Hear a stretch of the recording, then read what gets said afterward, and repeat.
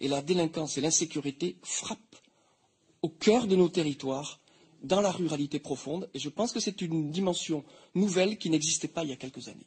65% des cambrioleurs interpellés en novembre dans le département du 13 de Marseille sont à nouveau dans la nature. Ce qui veut dire que quand vous lâchez 65% de ceux qui sont rendus coupables d'un certain nombre d'exactions, ils continuent leur activité. À moins de 300 €, on remet tout le monde dehors et on présente personne. Si vous interpellez un mineur d'origine étrangère, vous pouvez tout de suite le remettre dehors, car on n'a pas les moyens de mener une procédure à son terme, compte tenu du fait qu'il faut un interprète. En clair, vous pensez à des interventions dans les banlieues, c'est ça? Eh ben, il peut y avoir des interventions dans des banlieues. Ça veut dire qu'au total, c'est peut-être 70 000. Je ne veux pas noircir le tableau, mais peut-être 70 000 ou au moins plusieurs dizaines de milliers qui sont dans cette mouvance.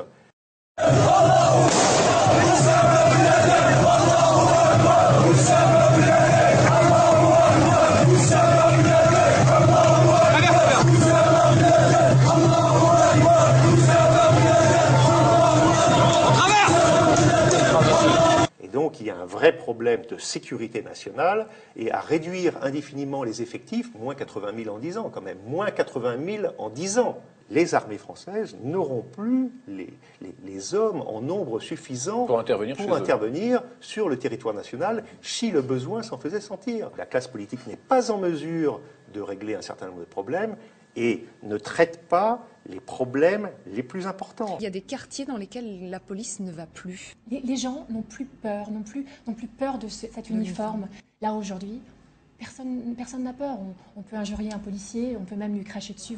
Voilà, il n'y a plus cette peur de l'uniforme. La quinzaine de policiers déployés doit se replier. C'est la technique du repli. Que se replier, ça veut dire quelque chose, c'est significatif. Il y a des choses vraiment évidentes qu'ils ne diront pas devant une caméra, en tout cas qu'ils ont du mal à dire devant une caméra parce qu'ils craignent leur hiérarchie. Demain, d'autres peuvent faire la même chose avec un lance-roquette. Vous savez qu'il en circule quand même pas mal dans les périphéries des grandes villes. La violence armée est en train de se développer sévèrement en France. Les armes de guerre circulent assez aisément. Non, il y a le problème de gens qui ont acquis une espèce de sentiment d'impunité tel qui trouvent possible et même glorieux de servir d'armes de guerre contre des forces de l'ordre. Quand, dans un état de droit, des individus se servent d'armes de guerre, quand ces individus tirent avec des armes de guerre sur des représentants des forces de l'ordre d'un état de droit, ça s'appelle un acte de guerre civile.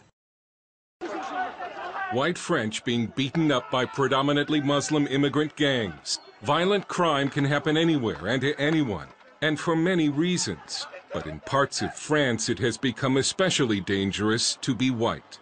There are parts of France where the native French are no longer welcome. Muslim immigrants consider it their territory, and whites enter at their own risk. The French call them sensitive urban zones. They're no-go zones where the police don't enter or don't enforce the law. They're little Muslim caliphates inside the borders of France. And it's like that because these parts of the country are in the hands of drug traffickers, gangs, and imams. This French report says almost 1 in 5 Frenchmen have been victims of racist insults or worse. A few cases have even gone to trial.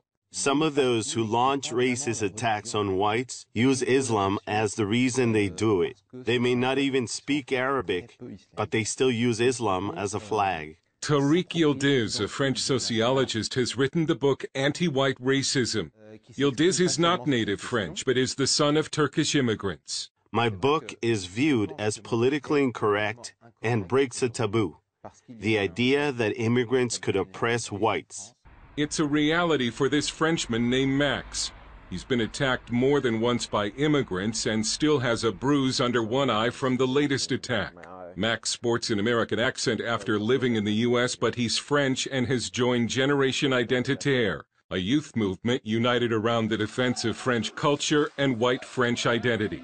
Well, basically, we're a youth movement that aims to promote, preserve, and protect our local, national, and European identities. This video shows Generation Identitaire members training for self-defense. Well, we encourage all our members and militants to keep a certain level of physical fitness. Self-defense is a part of it, obviously.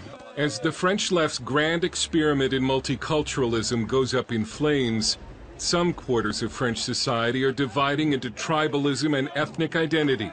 Pierre Cassene and Christine Tesson are anti-Islamization activists. The French people are increasingly living in fear. They fear the imposition of Islamic law and the organized violence against any French person, including the police. More and more Islamists threaten riots, assault, and try to impose Sharia. They attack the police. The Republic is in danger.